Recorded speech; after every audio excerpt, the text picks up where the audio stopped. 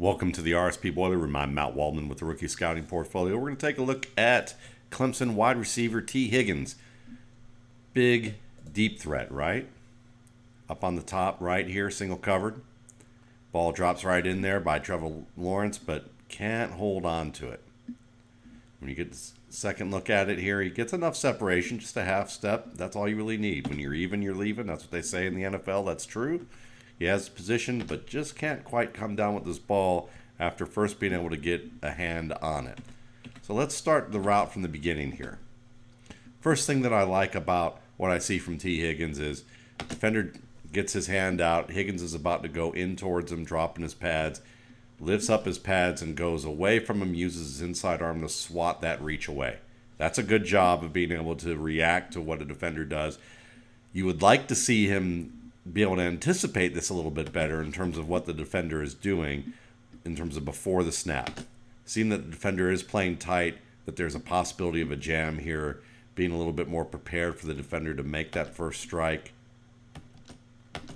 But he reacts to it quickly enough that he's able to get the outside, keeps his pads down, and gets some acceleration to where he's even.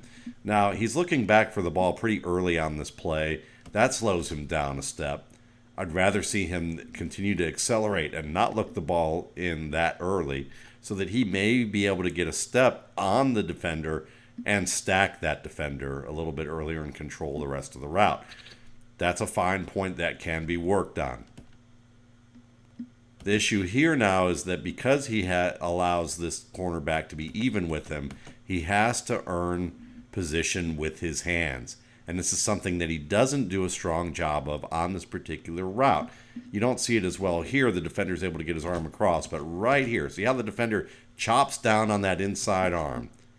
At this point, a skilled veteran NFL receiver, once he feels that arm chop down on his, he plays that game of bringing that inside arm back over the top. Instead of allowing that defender to hold him like that or hold it down, he brings the arm over top so that he can get a reach on that ball. He doesn't do that on this play. You see him later in the route right here where he slips the arm down a little bit here, and he doesn't even really slip it down to bring it up. He tries to bring it up through that defender's arm or underneath that defender's reach later in the play. But you'd rather see him come back over the top with that inside arm to establish that position about right here at least, maybe about a beat earlier, so that when the ball's on top, both hands can be attacking the ball instead of one. Because now that he's trying to bring that inside arm late to the party here, that disrupts his catch rhythm. Ball bounces off his fingertips, then to his chest, and then off his chest onto the ground here as he double clutches it. So it's very important that when you look at a deeper route, when the defender's able to get that arm there, you want a receiver who's practiced enough to feel that and slip that arm back over top the shoulder. Swim it over. Get your hand in position.